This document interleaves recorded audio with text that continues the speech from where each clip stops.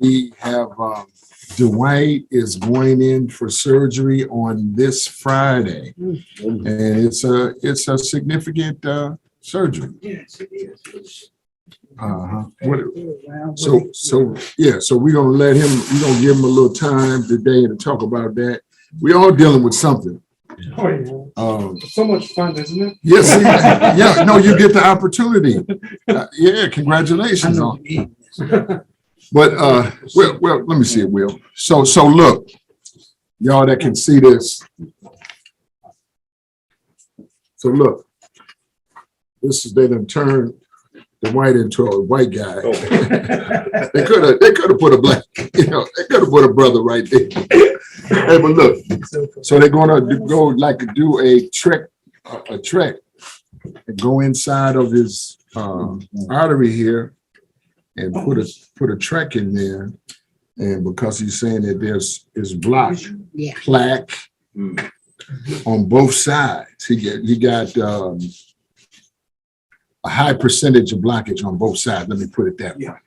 And so we're gonna have to lift this brother up, man. Because but that's one thing, we got to lift him up. If he didn't have that, we'd still be lifting him up. Right. But the other thing is that you get to do this, and that you made it through. These arteries have been blocked a long time while you was yet incarcerated. Mm-hmm. And then now you get to respond to them in a way that is correct. Yeah. I don't hear nobody in this church. That's right. Yeah, and so give him some love right here on that. Right. And because he ain't say this to me, but I'm saying it. That's a little frightening. Yeah. When you lay down on the table and they put you out, you be thinking, am I coming back? Come on now. And so what we got to do is just, be lifting them up. So that's important. Friday, huh? This Friday. What time? 5:30 in the morning. Right. He's going on that. He's going on that AM train. Then we just gotta lift Larry Harris up. Larry has been absent from us for a while. He's a pop guy through and through, but it's good to see him. He's looking all healthy and well. Give Larry some love. Hey, Will, don't he look a little bit distinguished and something like this here? And I don't know what that girl's name is that put that look on your face. Huh? Teresa, Teresa. I should have known that it was Teresa, but they said that she could do it. But I see now that she have done it. Larry, I'm gonna tell you, man, you look several years younger to me. Your face look clear, and you don't look like you harboring nothing inside your system. And I just want to lift you up. Give Larry a little love. All right. Teresa, that's what make you put the group down, Teresa. Does Teresa, won't she let you come on Tuesday? Come on, I put a bad mouth. I put the bad mouth on Teresa. Okay. Let me back up. Did you see that boy defender? Look, no, it wasn't her. Wasn't Teresa. Then what was it, Larry? Her life. No. Yeah, let's give life a hand. It's a beautiful thing. It's a beautiful thing. So this brother over here, y'all don't know him.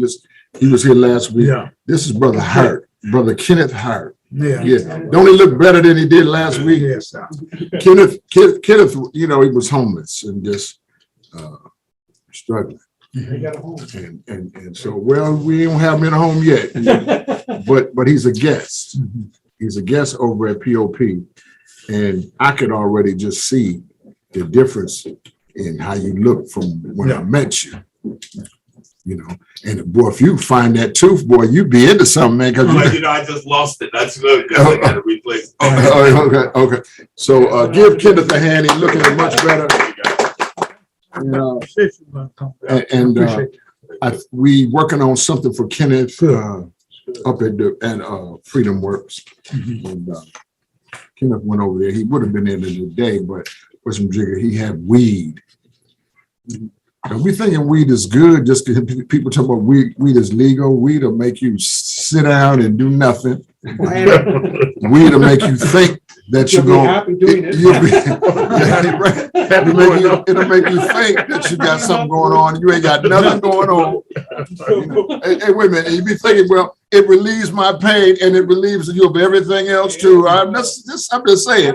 And so, you know, we have to. And that's the good stuff. Yeah, that's good stuff, All the right? bad stuff, they putting stuff in it, you know, and you know, Right. mess you up. Then you might have it stroke with fentanyl. Yeah, fentanyl, they putting Right, bad stuff. right. It's Then, not called weed no more. It's something else. Yeah, but Loud. that's what it looks like. this is my sister called Loud. That's what I go up in the station and they go loud. I go quiet. I do. That's the nickname. Since you've been going in there doing some drug prevention, Yeah. I see. That's right. Well, I had a couple of things. There's a couple of things that are going on. Let's see. Let me see. Solomon right here. Just get that. Sal's back at the pop house. He's struggling. Bless his heart. Give him a hand because he's struggling. He's struggling. He's alive. That's the biggest. That's it. Has a good countenance there. That's it, Tim. He's alive, but boy, he's struggling. I want to say in front of everybody, I love Solomon. I love him. And I remember I spent so much time with him in prison when he was clean, his system was clean. And then he just somebody you just want to be around because he just had joy. He was positive, you know. He is up here, you know, Pop, look, I got a Pop. He break up the Bible. Every time I get to the class, he break the Bible open to give me a new scripture. Have you seen this? Pop, did you read this? Go ahead and read this. Right now I'm in class. I'm trying to have my class. He want me to read the scripture, you know, this and that. I would do it because in his heart, I said, I don't know. He might have been thinking, you know, I want him to see this. I want him to hear this. So I would take out my time to try to read that scripture. Sometimes I was familiar with it. Sometimes I wasn't. But so I know him when he's clean.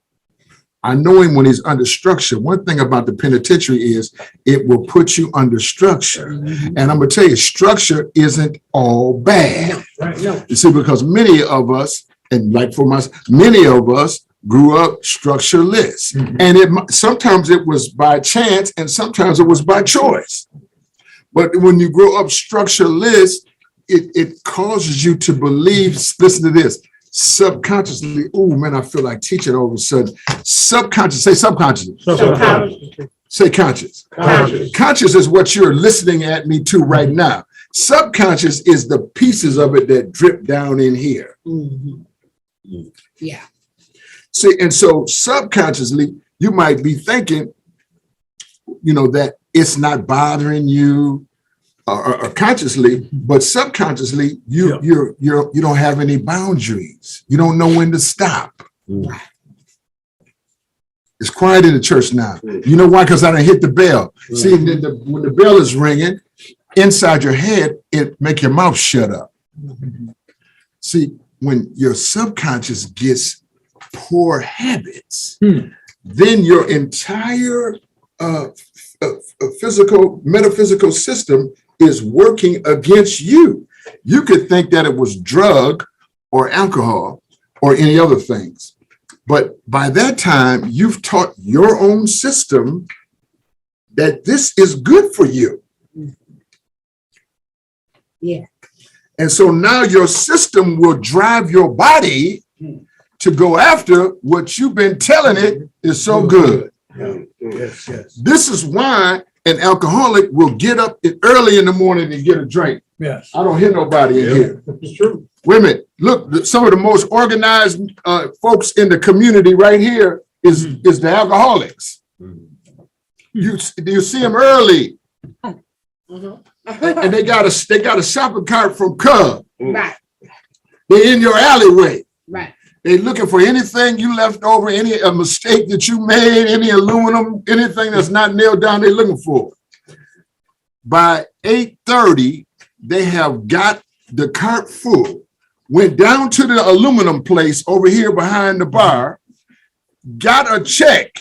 They only get one check. Everybody's in it. One of them is the cashier of the check back at Merwin's. I don't know if y'all is completely listening at me. And then they cash the check on one side of the building and go get the drink on the other side. By 9 o'clock, all of them is twisted for the first one. And they gonna get up and hit it again in a couple hours. I don't hear nobody in the shirt. And it's by that time, it's physical. Your body is demanding. Right. You take a drink. Your kidney, your liver, these other organs are saying, oh, I need that sugar. That's what alcohol is. I need that sugar. And I need you to get up from what you're doing. Stop pretending like you want to be sober. Ooh, come on. And go on over there and get you a drink and get up and get twisted like you supposed to. You know how we do it. Ooh. And so see, then while I'm talking about, here goes Sal, man. Like people have said, man, Sal was a beacon of light in the penitentiary, man. He was a beacon. He was a big Buffalo Soldier type brother. You see what I'm saying? But this right here will make you small. Yeah.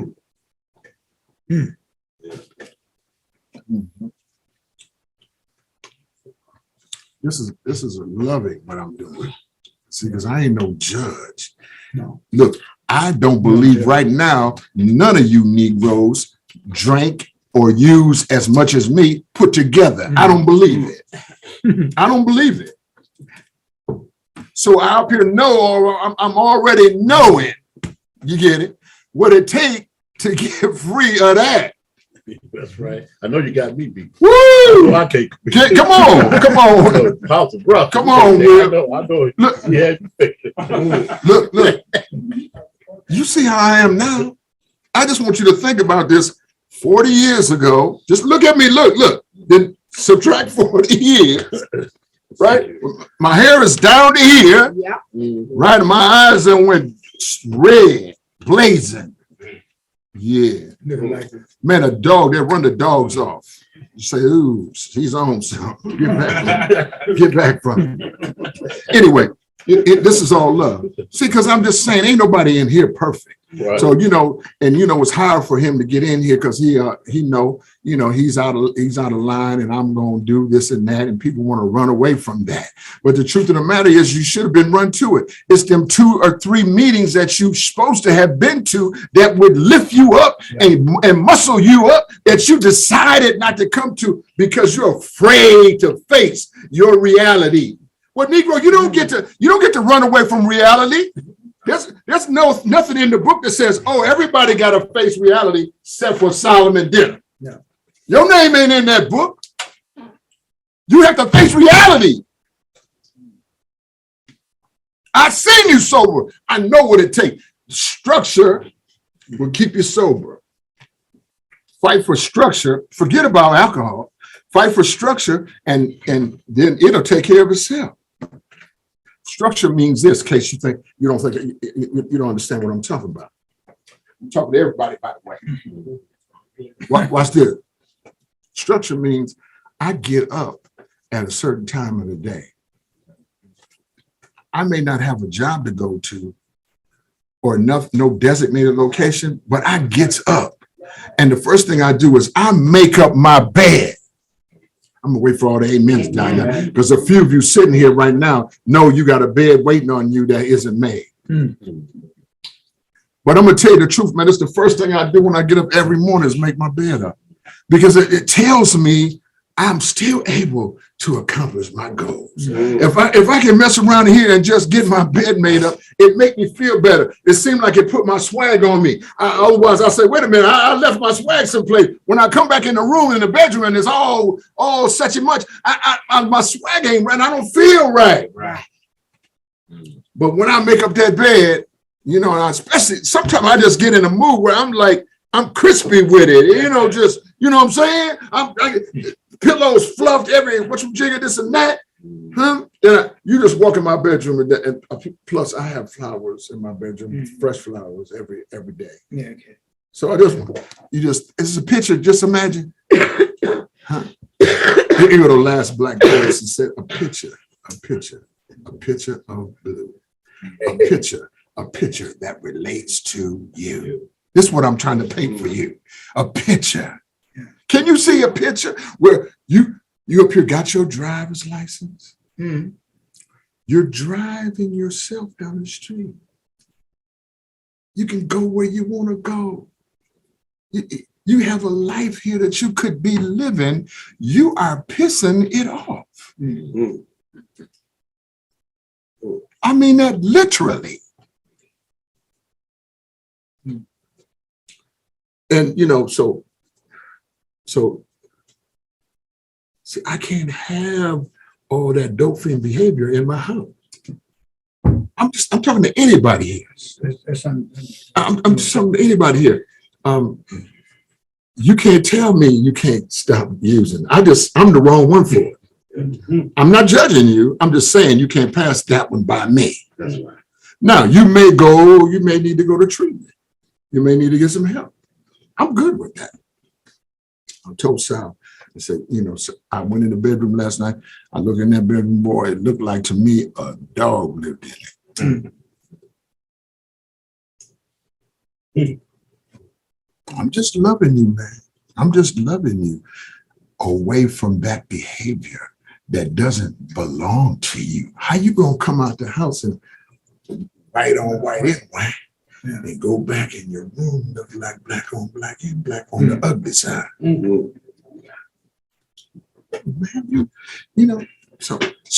when I go back, I think about, well, who raised him? How did he get like that?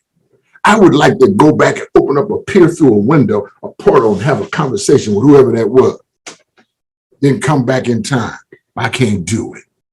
So all I got is you and the rest of the people in here. Yes. Right? I'm just telling you, man. This life with all the drama that's going on in this world, all the foolishness, all the craziness, 5 more people shot, a child shot some more children in the school, killed a teacher. We own something here, but man, that don't have to be you. It does not have to come nigh unto thee for any Bible reader in here. So I just want to say in front of witnesses, now, Sal has got to go to treatment for me. Otherwise, he has to leave. I'm just saying straight up. Now, and we want to send him to Turning Point because, we got all that juice over at Turning Point, and we love Turning Point, but we can't send you there. You can't go there. We have to send you someplace else. And Wayne is trying to get you over here to Freedom Works. Freedom Works. Ooh, that's a dangerous area. We got to send Negro. What's that? That girl and that boy that played down. Who you running from? Yourself. You the only one hurting you. That boy and that girl ain't doing nothing. That's you. It's you. Come on now. And don't be, man, stop that whining, Negro. Come on, buck up. Yeah. Everybody in here done been hurt. Everybody in here done has, Kenneth here got a story. But if you listen to that boy's story, man, it'll like to give you a heart attack. Everybody got a story in here. We done all been through some stuff. And we still gonna go yet through some stuff, Larry. Some more stuff gonna come our way. And the question is not if it's gonna come, but how are you gonna handle it when it does? Come on now. Right, hallelujah. And the Bible says, in the world you will have tribulation. It doesn't say you might have tribulation. Listen to You Tim. will have tribulation. Listen to Tim. Listen to Be of Tim. good cheer. Oh, yes. I have overcome the Yes. world, and there is ways to overcome. Oh, come on, give Tim some love. Oh, man, that was good, Tim. So, go ahead. So you talk about that's a dangerous area. Yesterday you was on the curb and didn't know where you was at. You wanted me to come pick you up, but I couldn't pick you up because you didn't know where you was. I'm the one called Chase. Sis, stop right there. But See, Solomon. so wait a minute, wait. He called Tierra. Tierra worked for me. That's my second in the shop. Several people have observed you Hey, give Donald some hand. Hey, what's up, Some macaroni, cheese, Yes, sir. there's no greens left in there, you know. So look, we got something going on right now though. Watch this right here. It's my son. Watch this right here. Man, not one of us, look at me in my face. There's not one perfect person in this room.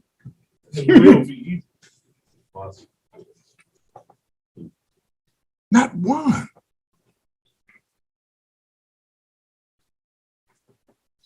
But you got to make it up in your mind. You want to live and not die. You have to make that up in your mind. Wait 1 second.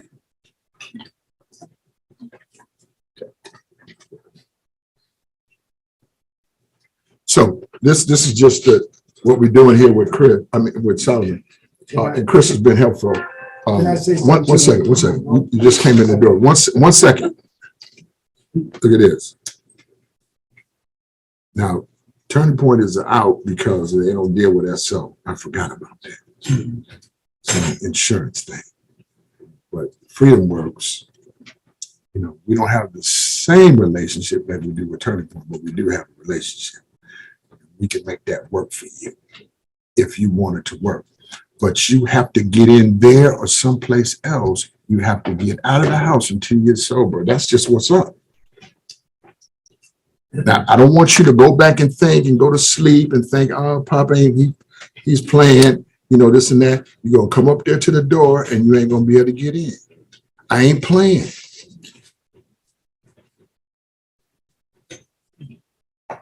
What you got? On the Turning Point, I guess I can't do that. So, Now, we moved on. Now. yeah. So I don't know how freedom works. Yeah, but what do you have? So talk about yourself. You heard a lot of information right now. You got any reaction to any of that? I just got a lot going through my head right now. A lot. Mhm. And it ain't a bunch of excuses. There's just a lot going on, like a lot.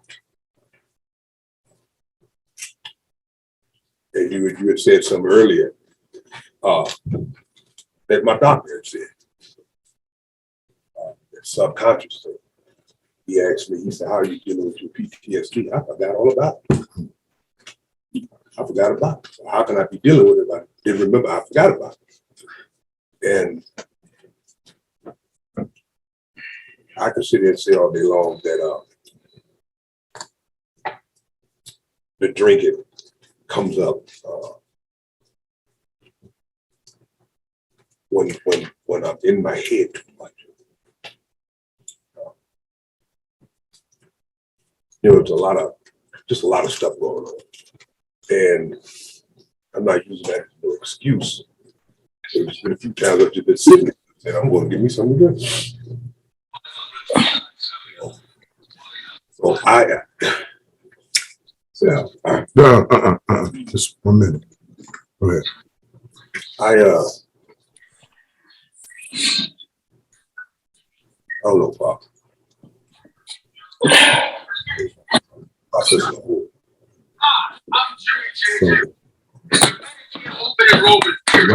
Tell me what you feel.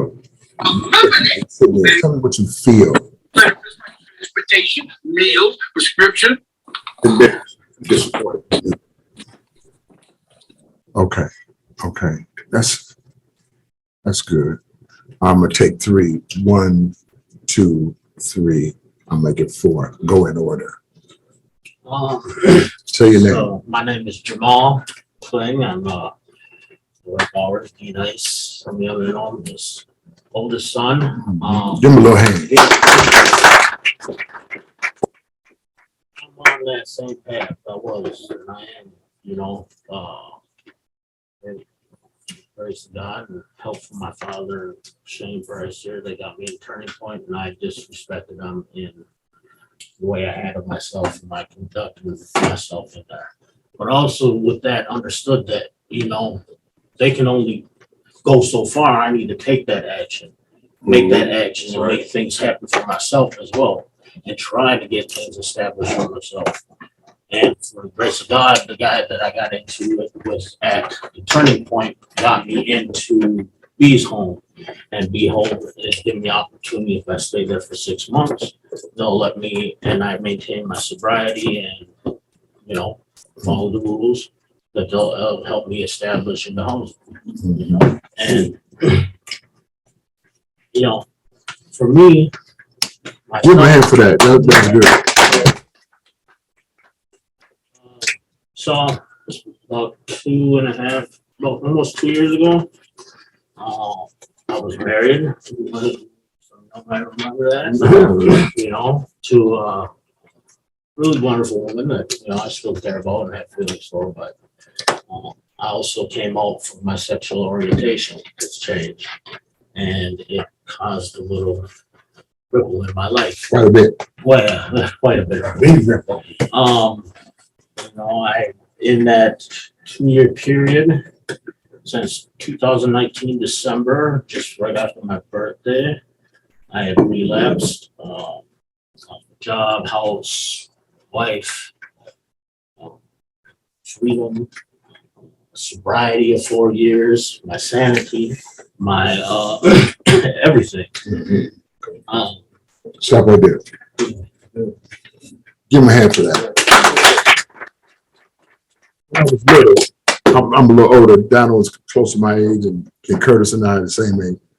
When I was little, there was a television show that came on.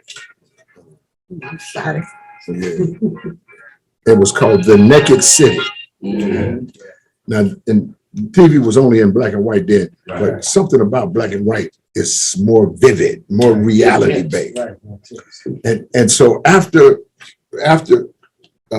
Jamel shared that, which I appreciated he did, at the end of the story, and this was about people's individual stories, but at the end of the story, a voice would come on, and this guy had a deep voice. He said, there are 10,000 stories in the naked city. You have just seen one of them. Right. And I want to take that opportunity to say to everybody in here, is 10,000 stories in this city and more.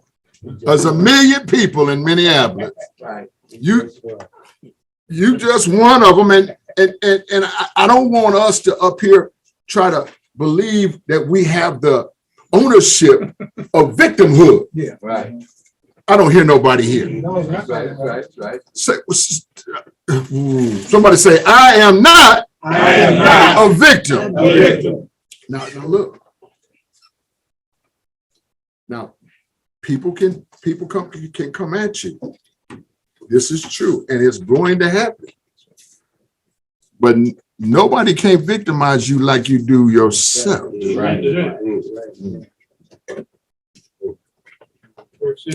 And you coming next in order. But watch this. Jamal, this is Jamal. You know what? I'm just in the mood, man. I mean, y'all have to deal with me. I said, you know, hey man, the boy came out. I can't even imagine, you know. That's courageous. You know, I can't even in my life, you know, I can't imagine what That's courageous. I can't imagine it. Man. And yet, you know, you said, this is what I hear. Something was inside of me that was so powerful, not dope. Wait a minute, not cocaine, even though I use those things to keep the voice from talking to me so loud. Yeah. Not alcohol, even though alcohol would drown out the voice. But even with all them things in my system, still there was a voice inside of me telling me something else about myself. You had to already know some of the things that you could lose, but the voice wouldn't let you go. Now you come out, then be out, right? But I'm just going to say it to you like this. You can't be, you know, we used to have an old saying in the streets, you can't be a biscuit or a bun. You got to decide which one of these I'm going to be and be that. I'm talking to everybody in here, but I'm specifically talking to you. Which one of them are you? Which one that is, all right. And ain't nobody mad up in here. That's right. But then be that. That's right. Am I making sense to you here? Yeah. Yeah, be that. Somebody say be that. Yeah. Yeah. But ourselves be good. Shelby, you're next. Yeah, Sal. I'll tell you what somebody told me, man. Said, you know, Shelby, you are your worst enemy. Huh? You are your worst enemy. Anybody ever heard of that before? Yeah, absolutely. Huh? And they told me this shit, Shelby, somebody beat you up is worse than you to beat up yourself. See, I beat myself up. Yes, sir. Somebody beat me up like I beat myself up, I was gonna kill him. Right, exactly. So then all these things started making sense to me because it came down to me, one is too many and 1,000 of this stuff. Yeah, It yeah. makes sense. Yeah, right. It's the truth. Right. Too many, 1,000, Not enough. enough. So at some point in my life, what happened to me, Sal, is all the people that cared about it started telling me, look here, man, you don't care about this. Why should I? Huh. Wow. I said, man, these people that care about you, Yeah, my right. loved ones. And you friends. Mhm. You know when they said that? Somebody said that to me. That hurt me, man. That hurt me bad. I Wow. woke up one day and asked myself, what am I doing the rest of my life? Wow. Mr. Bowers told me something, man. I can still hear him saying it to me now. Wow. Man, you know why you in this system? Because you didn't create one for yourself. Mr. Bowers told me that in Yeah, yeah. prison. Yeah. Come up to me from nowhere and told me these things Mm-hmm. that I needed to hear. Mm-hmm. Remember that class? You know what else he told me? Man, you need to come up out that monkey suit. Mr. Bowers got up in class. He got up in class, Jack, and zipped, you know, this invisible suit, monkey suit. He zipped it all the way down. You remember that? Yeah. Zipped it all the way down the floor and looked at me dead in my eye. Looked at me. Man, I got to do something. That boy dramatic, wasn't he? Hey, that's all right. That thing hit me like a ton of bricks. Yeah. So I decided in my life, man, what I'm gonna do. Yeah. So you're gonna have to make up your mind, Mm, so sink, float. mm, mm. I'm gonna stop it right there. That's good. Come on, come on, come on. All right, that's what you got. This is what I got for you, Solomon. You know I got love for you, man, love for you. I want to tell you, man, that there was times when I was going through things and stuff, you know, in my personal private life, right? And I really didn't have too many people to talk to, or I didn't feel like I could talk to someone. So it was driving me from the inside out. Yeah. And once it starts driving me, it makes me not really focus on getting past those hurt feelings, those shameful feelings, those things that I use as a crutch to medicate myself. But the only way out is really through the fire. And I realize that. And that's why I stay focused on that. If I'm ever in trouble, I got enough people in this room to call, you know, and just say it Yeah. and get it off my chest. Right. There's no reason for me to sit in a room with a bottle or a joint or any kind of dope in my hand to medicate when I got people that can love me, to talk to me about this. Because that's all I really want anyway. Like you want. That's all you want. Some attention. Some attention. Wow. We say I'm saying attention, but it's really a validation. Yeah. Ooh, down. You know what I mean? Yeah. And I'm just telling that I went through it. I've been where you at. Mm. You know, even now I fight with it. But I go to my groups. Mm. I go to AA and I go to other groups. Mhm. Because man, my family thinks because I ain't been high in so long, and maybe over 20 years, they think I'm cured. Yeah, yeah. But I'm not Yeah, cured.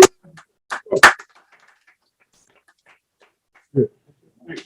That's it. It's a day by day thing. You That's got to all get it up is. and decide, look, I'm going to fight this thing one more day. One more day. I did all right yesterday. I'm going to try to win again today. I can do it yesterday, I can do it today. Dr. Harris is here. Doctor, what you got? Well, just like Ames was saying, even though he had been 20 years, but he's still not cured. I fight that every day also, but I made one promise when I went into the prison because my crime related to me killing a man over some drugs, right? Mhm.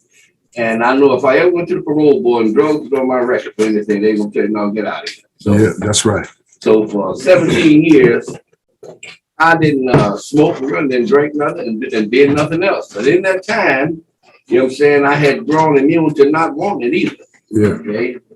But I know when I got out, my family was still my family, you know, and they were smoking weed when I went in. Now they smoking something called loud. You can smell it down the block, you know, and I'm like, okay, well, I still don't want it, right? Yeah, right. But it's a daily fight, Mhm. and this is the only thing that keeps me winning, Yeah. because I'm a winner. Come on, You doctor. know what I'm saying? Every day that I'm out here to feed myself in the house and I'm not in the behind the wall, Yeah. I won that Yeah, day. that's right. That's right. That's right. You heard from the doctor right there, right? Now that's straight from the doc right there. Come on now.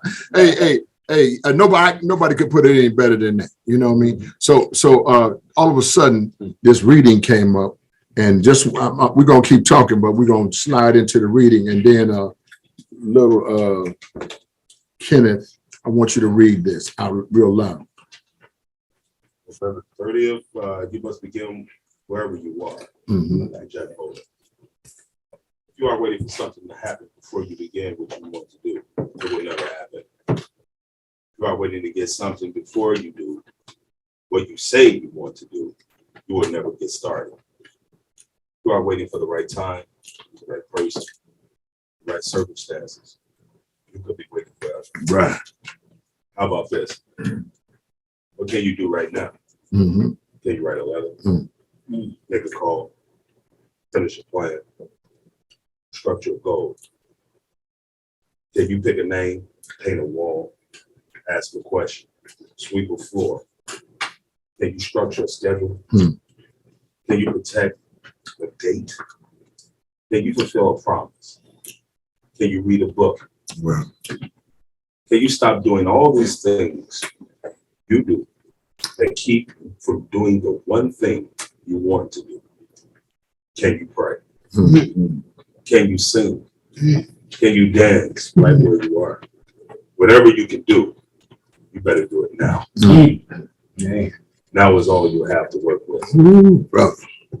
I am going to live in the moment. Reflection. What 3 steps can you take right now that will bring you closer to fulfilling your dreams? Acts of faith. Give him a little hand right there. It was good. You want to hit that right there. I will. Chris, Pop Guy. Yes, sir. So, one out of the 3 steps that I took to start fulfilling my dream, the last time I got out, I made a promise to myself is I'm gonna act right, stay focused, and abide by what I want in my life, and be selfish to get to know what me as a person. So those steps that I took to fulfill where I'm at today got me the foundation and the structure of the building that I built in my life in 2.5 years now since I've been home. Yeah. Again. And Solomon, if you put one foot in front of the other, don't let distraction or people dictate your thoughts, your feelings, especially the areas that are troubling, because I've had my shares of troubling neighborhoods or sections in North Minneapolis, but I don't let that bother me. I go into those neighborhoods with my head held high. I'm gonna stop you right there. Give him a hand right there. Give him a ring. But look, this is telling the truth about itself. Now, let me just take Chris for 1 second from when I first met him, maybe 9 years ago. 9 years. 2010. How many years ago was that? 12? 11. 11. Oh, God. 11 going on 12. Yeah. White. They Man, this boy was so wild, man. Now I'm talking about he was one of the wildest white boys of all times. And you know what? He always had something about him. He had a good heart. If you could just look underneath all the stuff and find it, you could get it was there. And something about his heart, I was attracted to. I said, you know what? Come on, boy. Come on here. He told me this is 12 years ago. I thought time was passing. But Chris has made an amazing recovery from where he was. Chris ain't no better than you. Neither is nobody else in this room, especially not me. Nobody else in this room is better than anybody else in this room. And what he's just trying to say to you, but he didn't say it this way. He said, I know if I could do it. He didn't say that, but I'm saying. That's what he said. But give Chris a hand right there. He's rolling with Sal too, and he be trying to help Sal. And I love that too, though. If Sal would listen to Chris, it'd be all right. Look, so look, see this is how the spirit be moving. That was a lie. You know what I mean? That was a lie. You're tricky. How you gonna get a reading like this and we start out? I didn't read it. Yeah, I didn't, whatever. I came here to do work around this stuff, break some things. Right. Yeah. With love. But look what is happening here. So Will, what happened with you and the commissioner? Now, didn't you have some meeting with the commissioner about your talk with him? Oh, well, we just talked over the phone. He said that, he was Give Richard a hand. He's so late. Go ahead, Will. He said that he was gonna firstly make some phone calls. And he said, normally this is something that he don't do because he delegates. He said, it's not just the parole stuff, but it's this and this and this and this. He named all the departments he's over and this and that. Mm-hmm. And so, he said he delegates. Mm-hmm.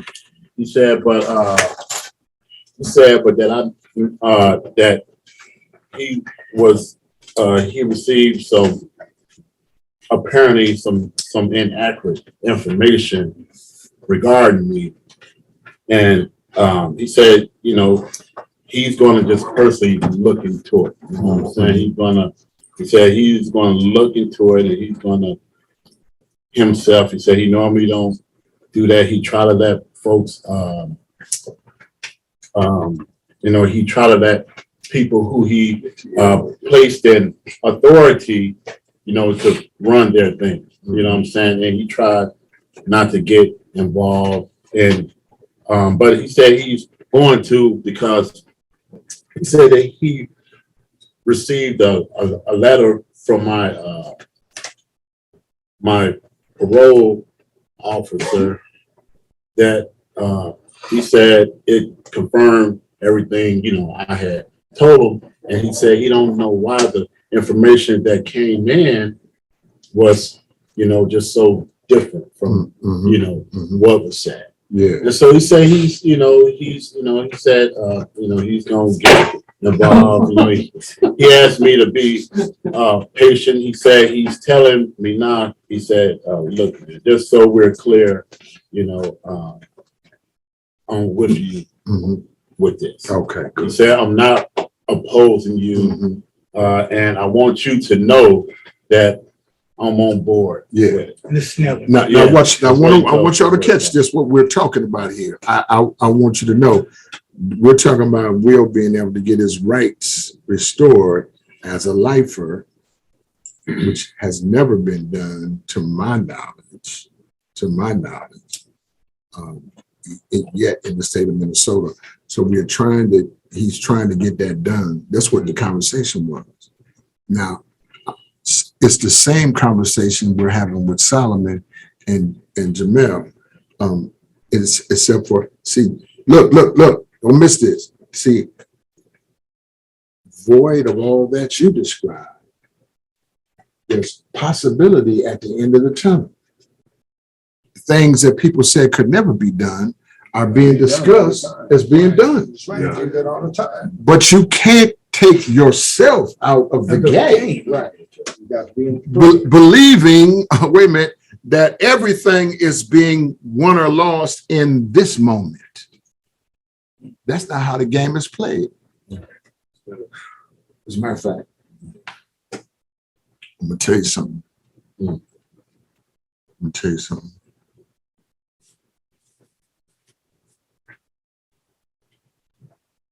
The temptation is not there to destroy you like you think it is, because you've been having conversations with it as if it was a real person.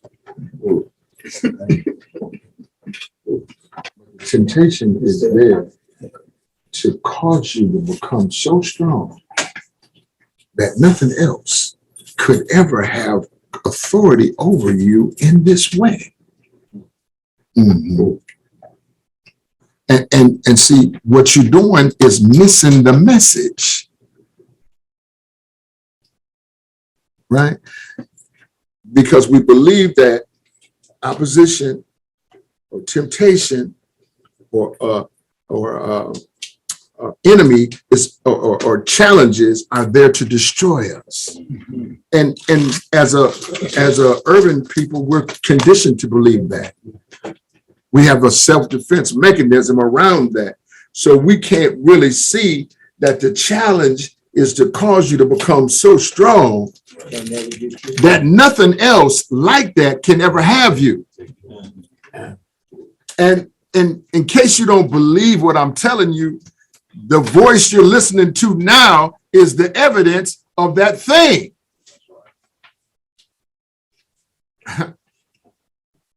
I'm gonna tell you something else, and I'm sorry, y'all just gotta bear with me tonight. I've been reading, you know, I'm a scripture guy, and so I was reading this story. I'm coming to you right here next about this. I was reading this story about the madman of Gadara. You ever heard of this story? Yes. In the story, say the madman. The madman. I just want you to think now, have you ever acted like a madman? I just did.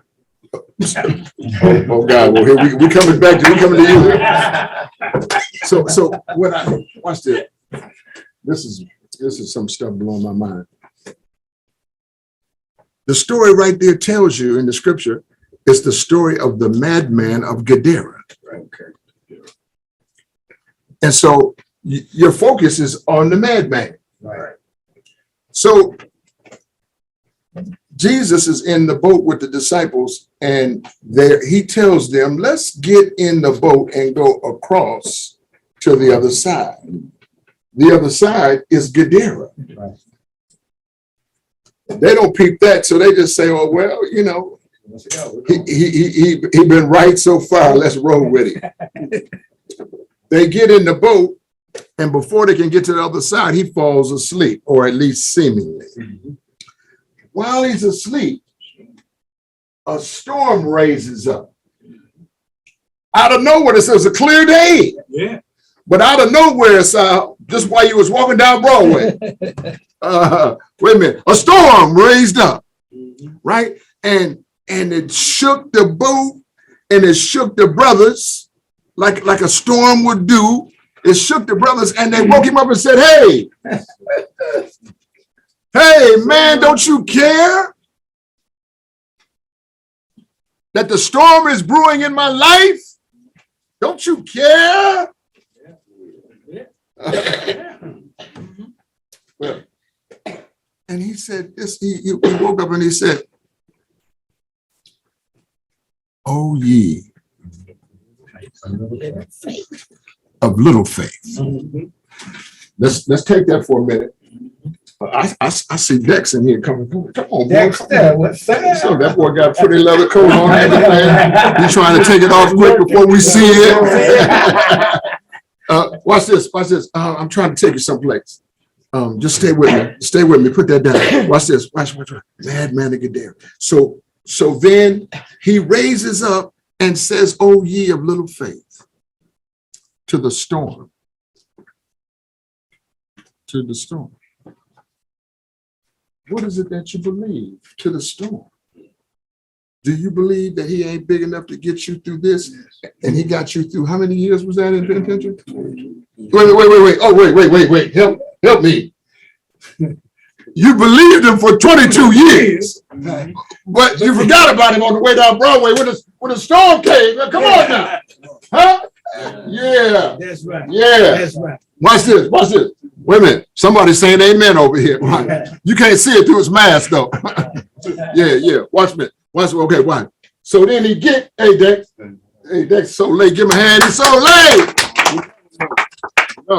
Watch this. Hey, Richard McMore, you gotta watch this. So he gets to the other side and he is immediately met by the madman of Gadara. Immediately when he got to the other side. And the madman said, "Son of man, what business did you have with me? With us," he says. Yeah. Now, this is important.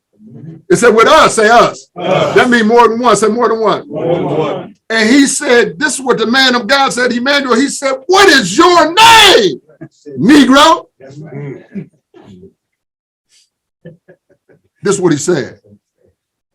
He said, "We are many inside of here. Our name is Legions." Legions. Think about it. Think about it. Legions, they're military. Hey, that's it. Legions are military. They walk in, check, but legions, and they in order. Legions don't come against each other because they got to fight, they got to battle. They want to win something. You didn't understand. It was you. They was after. But here go legions. Legions is walking saying, "Look, if you ain't got no faith, if you don't believe nothing for, if you can't believe what you did for 22 years, I'm coming for you." I don't hear nobody right here. I'm doing better preaching than y'all saying anything. Now watch this. I ain't done yet, but watch this. So he said, Legion say, "Don't force us to leave the territory." This only happened a week ago. I've been reading that scripture for 20 years. I missed the message the whole time. I just got the message. The whole thing was about territory. Watch this.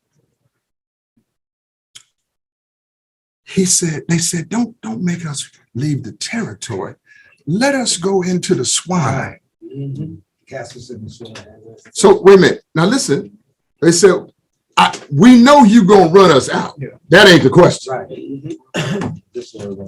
What we asking of you, they're negotiating a deal with the Son of Man. They said in the negotiation, what we don't want to do, say it loud. Leave the territory. Well, the cat got your tongue in this house. No. Yeah, but it's to leave the territory. Watch this, Larry Harris. Watch before you run off on me. Watch this. Watch. Because I'm almost there. So then he allows it. And the swine run and jump off the hill into the river. I realized, wait a minute. And then the man who was Legions is now sitting there, calm, In a clear mind. cool, and collected, having a conversation with the man of God. I realized something, sis. Watch this, what I'm telling you. what he came for was the territory. The one who called himself Legions became his disciple and went all throughout Gadara, telling all the people, remember me? Remember me when I was walking down Broadway? Remember when I was at the dope house? Remember when I didn't know which one I was and which way I was going? Remember that? I met a man and he released all of that in me like he did for them 22 years. He said, wait a minute. And everyone in Gadara believed him because they saw him and they had him chained up. It was chained. I got that. I'm glad to see you though. Watch this, what I'm trying to tell you. This is what Sal just said to me. This would cause me to think about it. When we said where the treatment was, what he said was, I can't go up in that territory. As if somehow that territory doesn't belong to you. Look, whatever territory you find yourself in, it's yours. You rule over it. Come on now. And you can do it with a smile too. You ain't got to be up here. You don't need a pistol, up here. You can rule it with a smile. Somebody say a smile. Yeah. Give Larry Harris a hand. He running to 2 weeks out. You got anything on the way out the door? Yeah, well, you know what? What? Come on. In order to shake the light, I gotta come out there. And I had help along the way myself. So, it ain't like I always been in the light.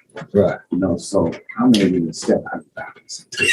And that's only because Shane Price here and all the rest of the brothers here.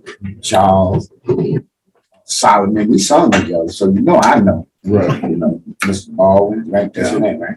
I remember yeah. Chris, sister, everybody. I'm still gonna be around. That old me right there. Right. I'm still here. I ain't going nowhere. And it's just been so much. It's been, not like weighing me down and nothing like that. My 3 girls, they gonna be taken care of. Got something for them. If something happened to Pops, we got something for them on the way. It's already there. So it's so much that's been going on, and I can appreciate it. Yeah. I appreciate all the podcasts. Oh, one more thing, Richard Bale. He in the hospital. I gotta go try to see him. Me and him ain't been the best of brothers, but still the same podcast. What happened to him? He got shot up. Times. I'm quiet. Yes. Let us know.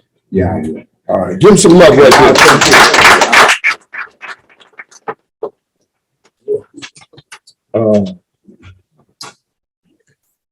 And so, watch this. I just want to ring that bell one more time. Watch this. For those of you who understand this, I remember when I first started to go in prison, Tim, I just went for one class. Richard McLemore was in the class, the first class. It wasn't pop, it wasn't none of that. It was in the first class. And I came there just for a short class. I felt like I needed to be accountable to men who were incarcerated, whom I knew and who've been hearing I'm doing all this other stuff. Right. And then I don't want to be acting like now I'm too busy and I done got to be such a much. I ain't got no more time for you. Right. And I didn't want that on my record. I'm just saying, I'm just telling you the truth like it is. I'm saying, well, wait a minute, I'm gonna go up there and I'm just gonna mess around here and do a class. And this when I met this boy right here. And look, I'm telling you, that was like maybe 16 years ago. Huh? 15 years? 2008. 6. How many years is that? How many years is that? That is 15. Look, 16. 16 years. Look. And so wait a minute. And them guys they had look in their eyes though. When the class went on, there was something in their eyes. And I was like, you know, they got their bell rung, but me too. Mm. And I realized, oh no, they kept asking me, when you coming back? I'm like, I just came to visit. I ain't coming back. They're like, no, we, you know, the brothers, we want you to come back. They wrote me a letter, you know, Danny Givens and them wrote me a long letter. And I said, oh, well. But look, 40 years, 16 years, I thought I was coming for you and you and you and you and you and you and you and you and you. But what I was coming for and you and you and you was territory. Mm. All about territory. And it didn't, only a week ago, only 1 week ago, did I understand why I couldn't be touched. Mm.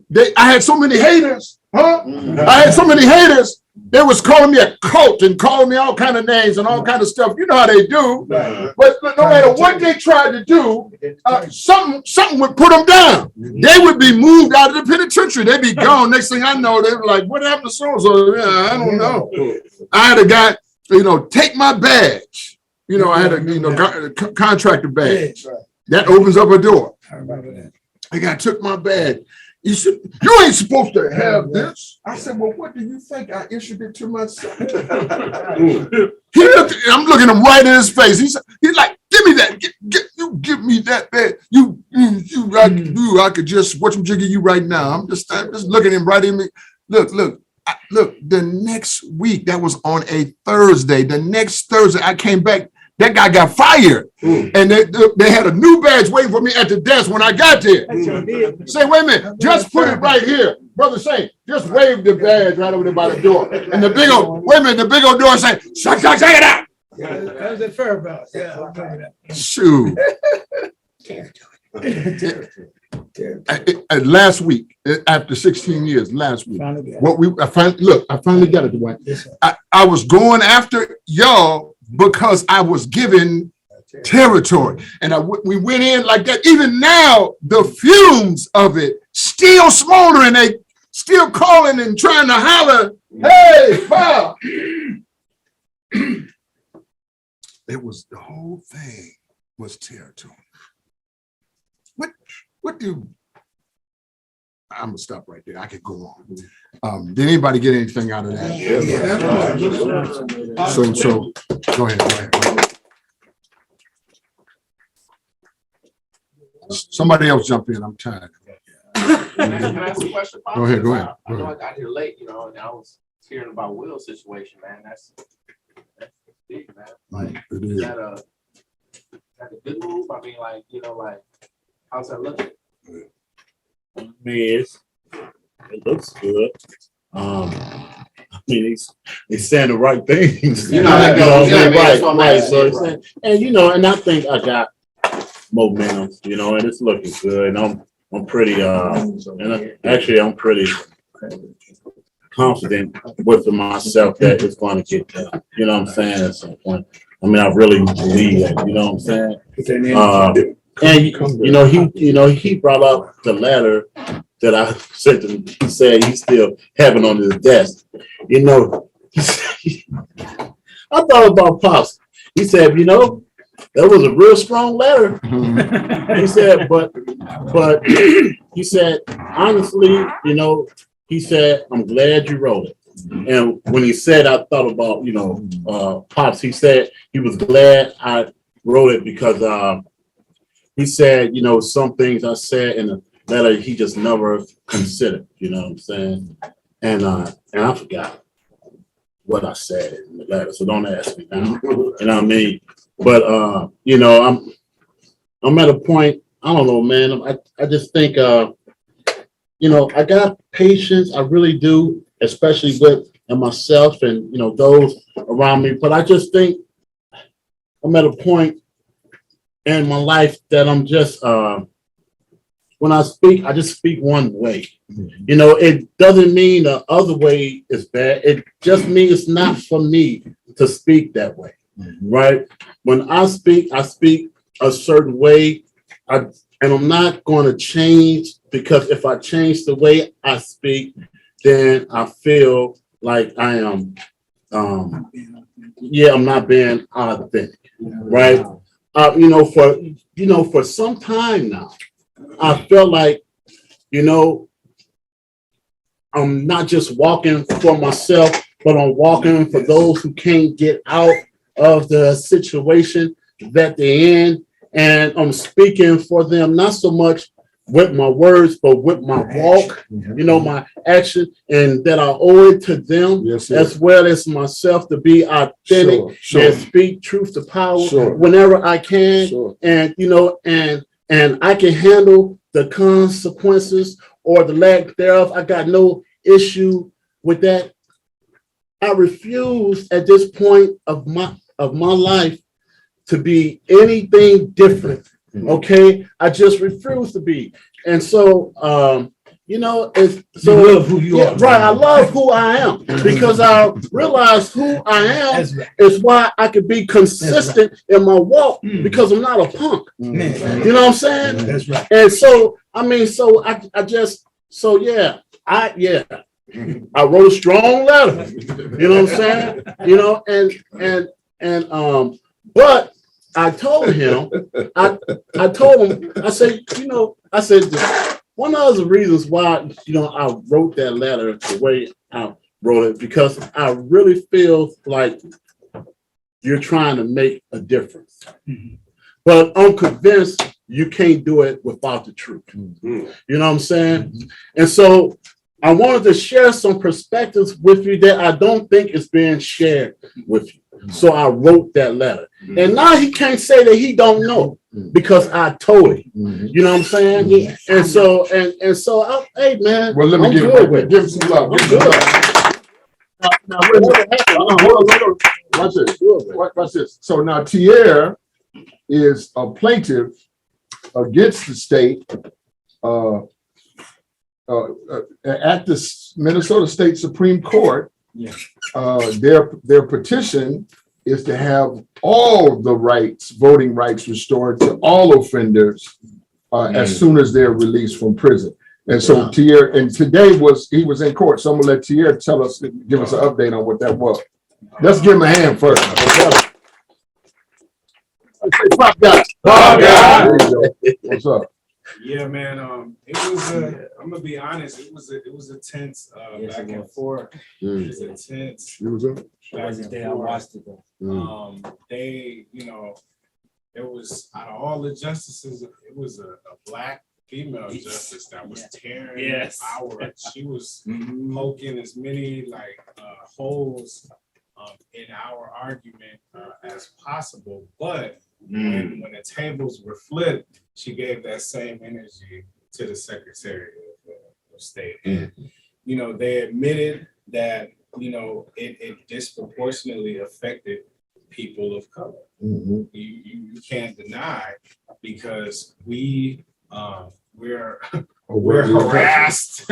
We're harassed more, which means we get arrested more. We get overcharged, and which means there's a greater population of us inside. And they acknowledge that, and they also acknowledge the changes that have been happening. Who acknowledged that? The judges, the justices. Acknowledged it in what way? They said they didn't say, well, yeah, we see these changes and we're going to do something about it, but they vocalized that this is a thing. Get a copy of the transcript. Okay. Make sure you get a written copy of the transcript so that you can come back and say, this is what they said. But I hear what you're saying. Go ahead. What's the next thing? Yeah, and I mean, they didn't decide. No, I get it. So they just basically heard arguments. What's the next step? They're going to issue a decision. How long? 30, 40 days. Well, I mean, Darius is involved, Pop Guy. Tierre is involved. These guys are fighting for everybody to get their rights restored. Let's give them some love in this house.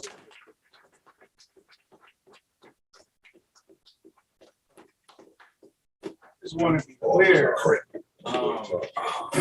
My rights are restored. Go ahead. My rights are restored. Oh, yeah? Yeah.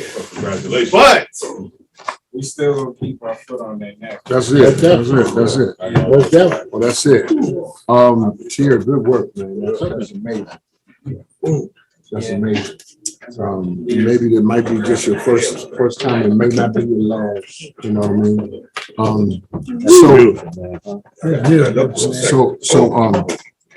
Pop guys are doing things. I love that.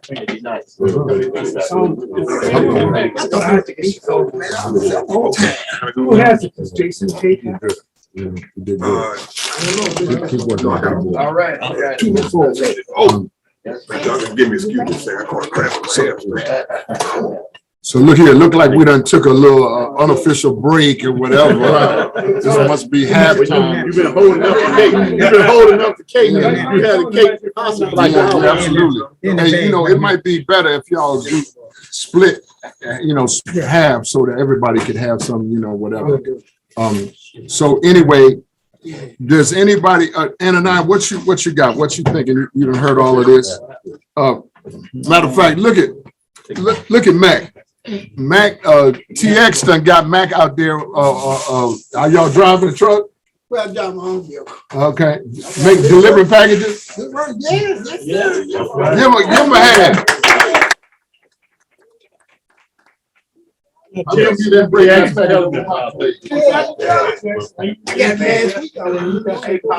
Wait, hold on. We got too many side conversations going. Go ahead. What's that? So that he's working at UPS, and there was a time Mhm. when UPS and a lot of major organizations would not even look our way. Oh, really? Right. Like for that's not too long ago when guys could not. Wow. When TX TX told me got about it, it, good job. when TX told me about it, my first thought was, I can't get no job because I tried before. Yeah, I remember that. I remember that. Exactly. Back in Back in the day. 90 something. Yeah. Let me- Wow. That's big. Let me say this to that. If we were really thinking, excuse me for a minute. If we were thinking, the community could obtain more economic power than it ever had right now, because people don't want to go back to work. But if folks wanted to go get that money and like what you're doing, then we could mess around here and have some purchasing power and really put it together and drive the ship real good. You're talking about Black Wall Street. Come on, and I mean, you just gotta, if you can work, you can, it's there for you.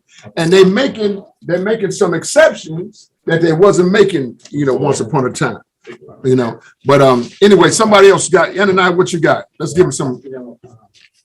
Yeah, this and everything. I was, You all right? I got kind of sidetracked in this and everything. A lot of information going around. First thing that's on my mind was, I listened to that entire, well, not the entire thing, the Supreme Court arguments or oral arguments. That was very, very, that was very neat. What I did miss was, I missed, and it'll probably be on the news tonight, so watch it. I missed, Eliza Derrick's press conference afterward. So the press conference afterward. So you might be able to see it on the news. I didn't get a chance to see that. Wayne, look it up. Look the press conference up and let's put it on screen if we can do it. Yeah, it's just that brother that comes from here, right? Yeah. Yeah, pump that. Yeah. I know what you're talking Wow, it's like reading this, I think to myself that I'm really trying to get my words put together right because I want to be very, very clear because it's clear in my head.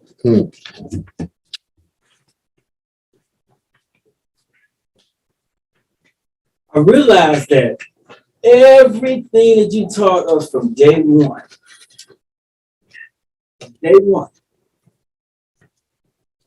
is talking about people.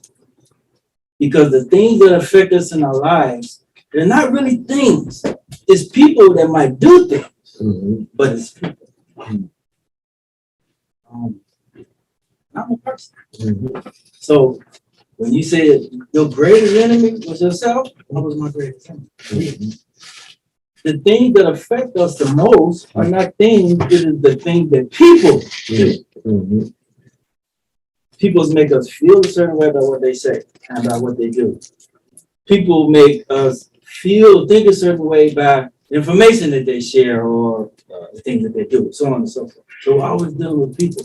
And me realizing that it made things a whole lot easier for me. Because when I'm doing everything I'm not doing, I'm running this situation with things, I always think there's a person behind it. All right. So, and I'm able to now filter through it all with things like, well, they're not coming from a perspective of personal power, they come from a perspective of positional power. Good. So I can't argue that. Yeah. So I'm just gonna kind of just humble myself and be chill, and I get to change the person mind. That was very deep. Right. Yeah. But dealing with personal power, I understand that. Mm-hmm.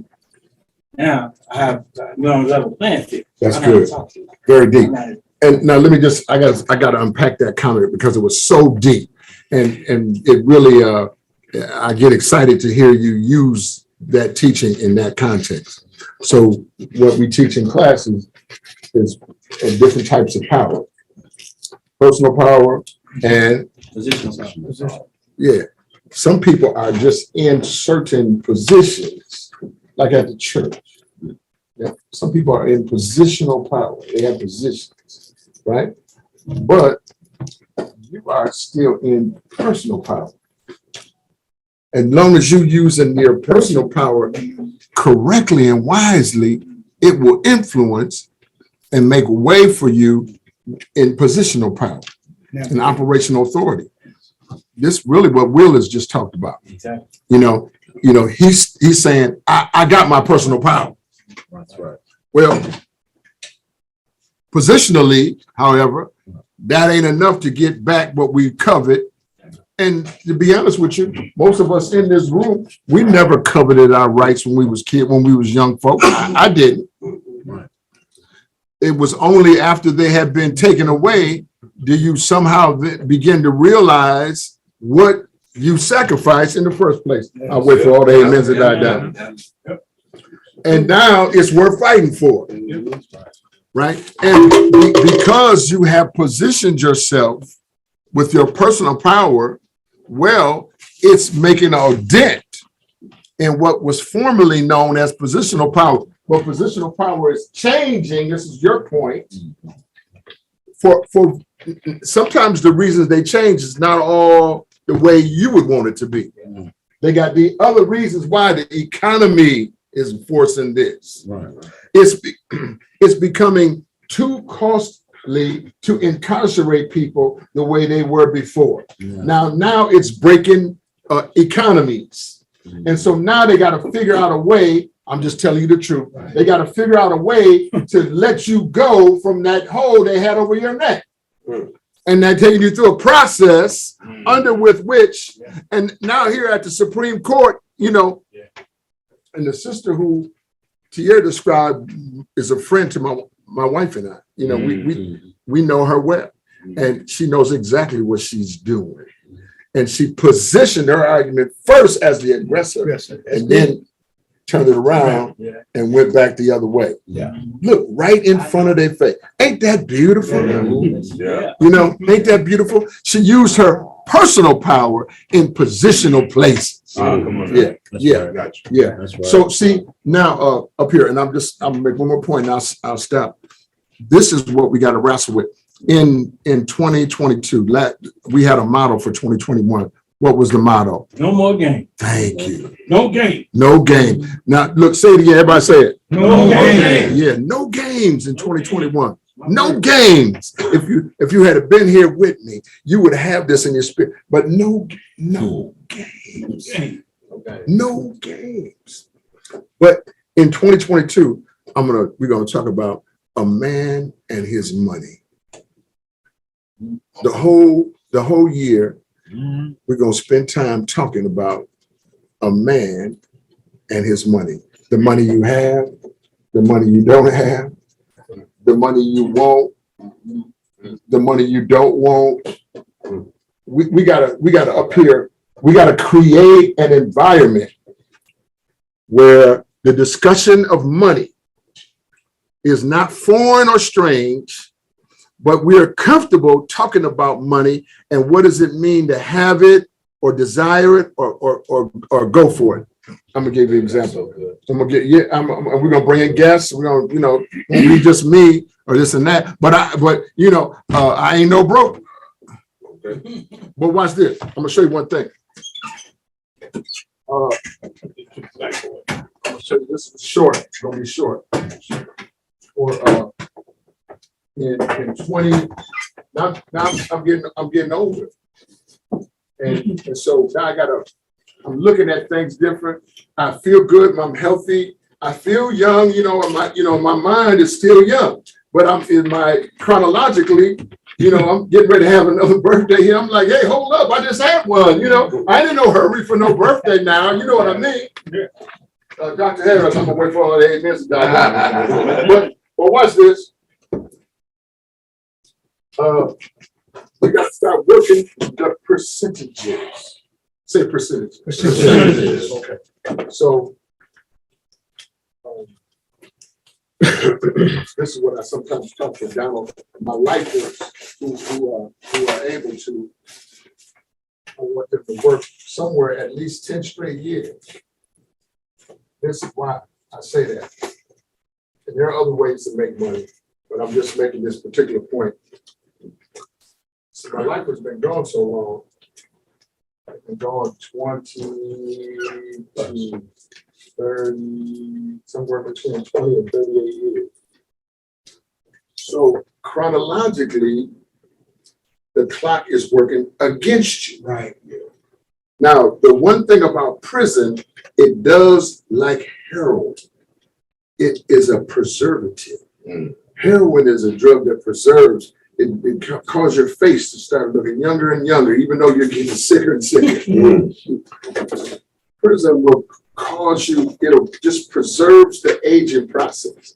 When my lifers come out, they can work hard. Ross is an example of it. Ross is throwing concrete every day. And he be fussing with me, pop my bag, pop this and that. But you're getting it done. Now watch this, what's important about this. The 10-year part, this is what, it's not what I came to talk about, but suddenly this hit me. The 10-year part gives you a pension, say a pension. A pension somewhere. A pension, what does that really mean? Say it. Pension is to get pension. Okay. We have, I think we have 7 people full-time that work here and a whole lot of contractors who do contract work, right?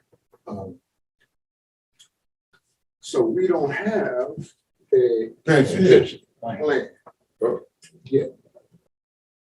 I'm working on that, right? That's a vision for it, but I don't have time to play. Now I want this to come, I wanted to come yesterday, but just in case it don't, the responsibility for my money belongs to me. So watch. So I do have a pension. I've been 10 years, and I do have a pension. I get a check every month, and this is so amazing. It's the first time that I ever got a check in the mail.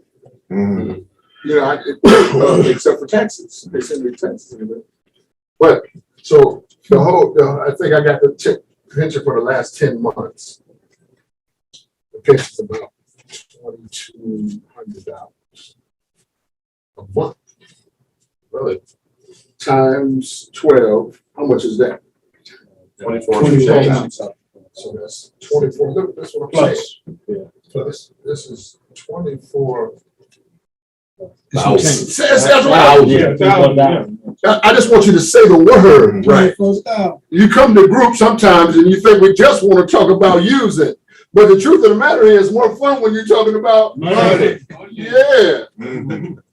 And so I just took for 10 months, whatever this is, this figure, I didn't even, because I'm working. I work every day. So I don't really need that.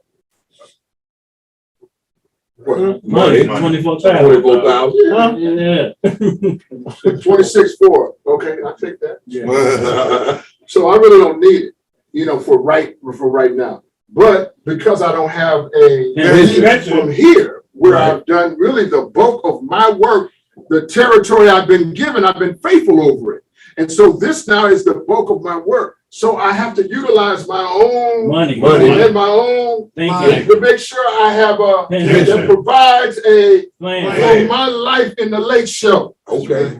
Right? I could be waiting around for some of y'all to come take care of me, but just in case you forget me, like you did last week, you know what I mean? Like you did last week, you forget me, So I had to do something for myself. So now what I'm doing, starting in January, every time I get paid, I'm putting 20%. I don't expect you to be able to do it. I get maybe $2,600 per check, something like that. So I'm putting 20% of that away for 1 year. 20% of 2,600 is. Let me give it to you now. 26 is 10% of that is 1,400.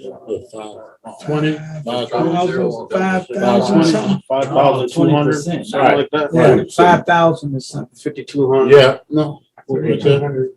Wait. 5,200. 5,200, right? 20% of that is $520. Yep, 20% is it. $520. That's right. $520. That's right.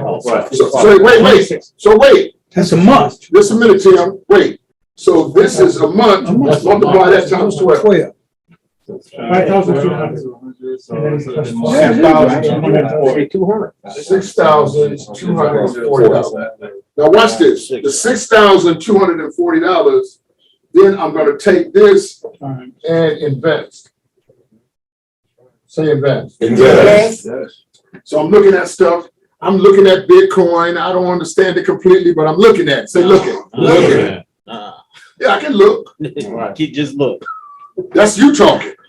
But some people is getting paid. I'm just looking. Say look. Look. There are other things that to invest in. So I have to make my investment portfolio stronger. Now I did some things, I worked for Benefit County. I worked there 18 years. So I got a little something going on, but but yet, wait a minute. You don't understand what I'm saying. I came out of North Minneapolis selling. Yeah. Okay, wait. But I got completely free of that. And my addiction to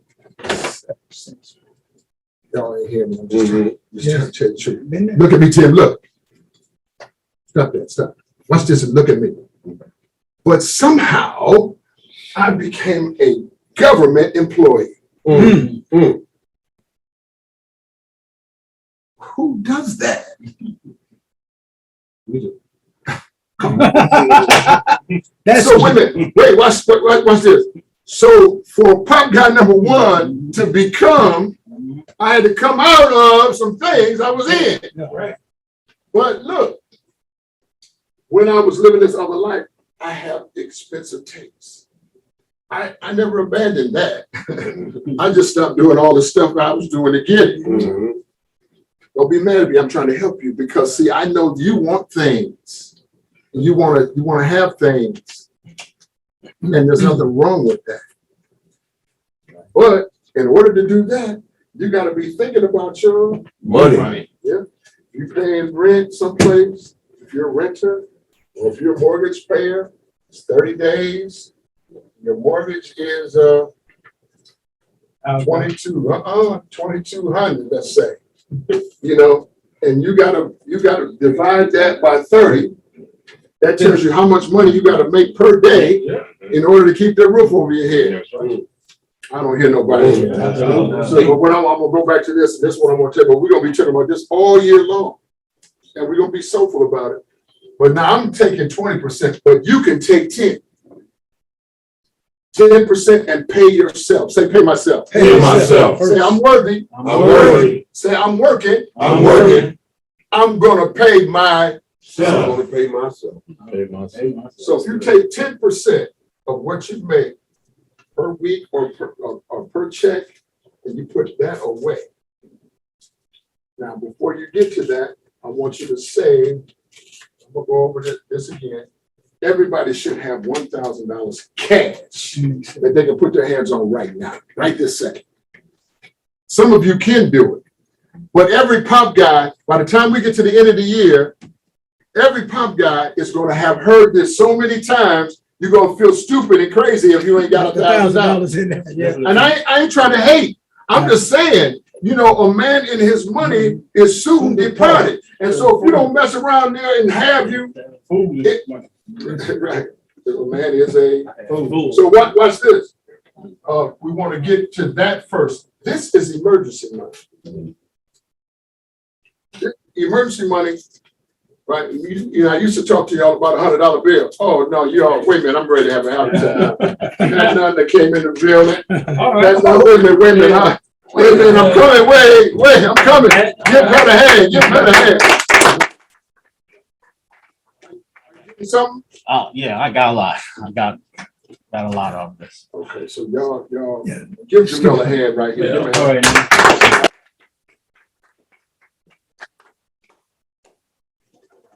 right. Watch this, what I'm saying to you. Ananiah, whatever that is you making per week, you pay weekly or bi-weekly? Bi-weekly, you take 10%, that like clockwork, that 10% goes into your savings. Let me tell you why I say the savings. In America, there's only 65% of Americans do not have $5,000 in the bank. 65%. So if you get $5,000 in the bank, you got more money than 65% of all Americans. Wow. No, I mean, it's amazing.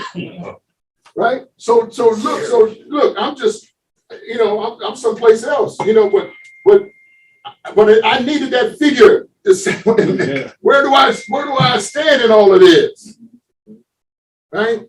But you take 10% debts, I'm telling you, man, money will find a way to jump out of your pocket if you ain't paying no attention. Right. And so what I'm doing by 20%, I'm putting a demand on myself to say, I need to cut back now on things.